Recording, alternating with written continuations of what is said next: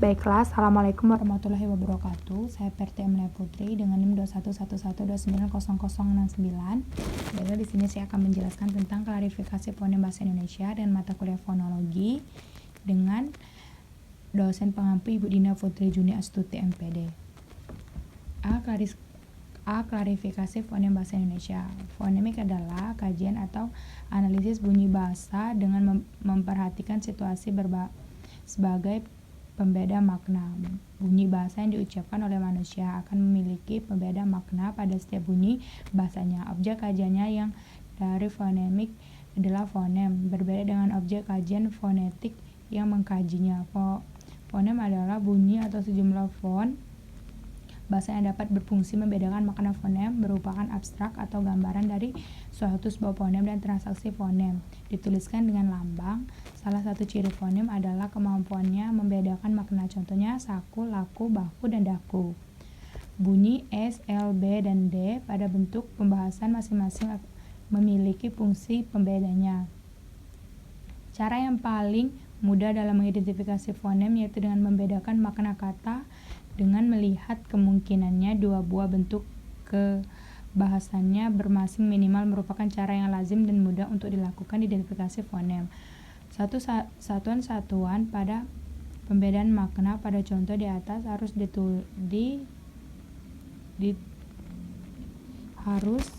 ditulis S, I, B, dan D. Cara lain yang dapat digunakan untuk menggunakan identifikasi sebuah fonem ialah dengan cara mencermati distribusinya. Apabila sebuah fonem distribusi si komplementer pada posisi yang berbeda, misalnya di awal deretan bunyi atau di akhir deretan bunyi merupakan bunyi bahasa itu. Alofon, apabila sebuah fonem memiliki alofon, maka fonem itu benar. Alofon merupakan variasi dari sebuah fonem bunyi yang merupakan realisasi sebuah fonem. Contoh 1, bunyi P pada pintar diucapkan berbeda dengan bunyi V pada tapi dan sapi. 2, bunyi P pada pintar itu diucapkan berat dengan P pada asap dan lasap. Alasannya P pada posisi di awal diucapkan secara meletup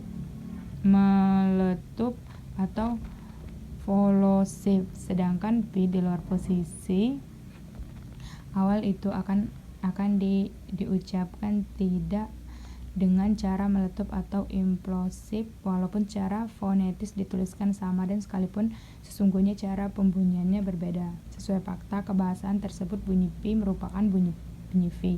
Distribusi komplementer distribution.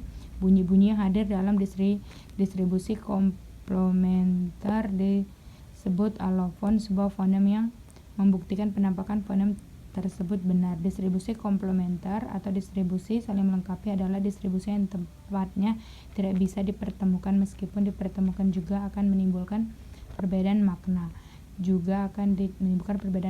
Jadi fonem dapat diuji keberadaannya melihat dalam pasangan minimal dalam kemampuan distribusinya komplementer untuk menghasilkan alofon-alofon. B. Distribusi fonem bahasa Indonesia. Distribusi fonem vokal. Bunyi vokal adalah bunyi bahasa yang arus udaranya tidak mengalami halangan. Jenis vokal dikemukakan oleh 3 faktor, yaitu tinggi rendahnya posisi lidah. Halangan jenis vokal ketiga faktor, tinggi rendahnya posisi lidah, bagian lidah dan dinaikkan, dan bentuk bibir pada bentuk vokal A, U, dan E, O. Dalam bentuk bahasa, kualitas dan bentuk bibir dan kemampuan bibir untuk membentuk formasi tertentu sangat menentukan kualitas vokal. Akan tetapi di dalam bahasa Indonesia, fakta psikologis demikian tidak dapat berpengaruh. Fonem vokal dalam bahasa Indonesia dapat dibedakan berdasarkan A1, parameter posisi lidah, 2, parameter bagian lidah pada waktu pembentukan vokal. Berdasarkan parameter posisi lidah dibedakan menjadi vokal tinggi yaitu I dan U, vokal sedang yaitu E, A, dan O, vokal rendah yaitu A. Berdasarkan parameter depan belakang bagian lidah dibedakan menjadi vokal depan yaitu I dan E, vokal tengah yaitu E dan A. Vokal belakang yaitu U dan O. Jika kedua parameter tersebut digabungkan, akan dapat ditemukan variasi distribusi fonem vokal. Misalnya, I merupakan fonem tinggi depan dengan kedua bibir agak membuka dan terangan ke arah samping jenis.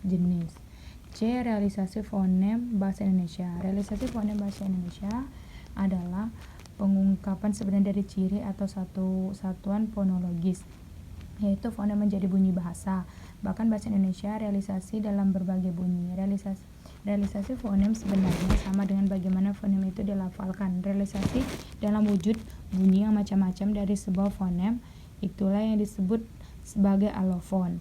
Dengan demikian dapat ditegaskan bahwa sumber yang sama dari sejumlah bunyi merupakan fonem. Fonem dalam tata bunyi dituliskan dengan simbol, sedangkan alofon karena hakikatnya adalah bunyi simbolkan dengan lambang. A. Contoh lafalan fonem vokal yaitu fonem vokal I dapat memiliki alofon I seperti pada sapi dan lagi.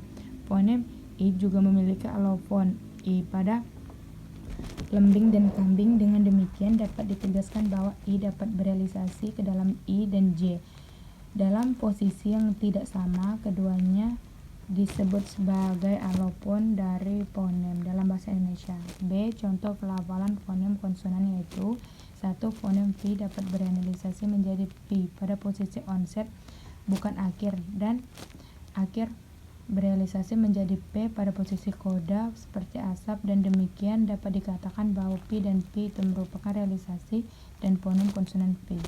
2. Fonem yang pada posisi awal onset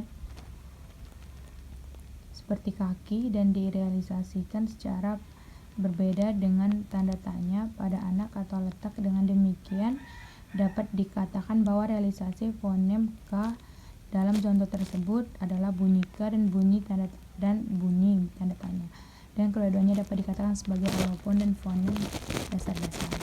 Baiklah, sekian yang dapat saya sampaikan. Bila ada kata-kata yang berkurang berkenan saya mohon maaf. Pada Tuhan saya mohon ampun. Saya akhiri, wassalamualaikum warahmatullahi wabarakatuh.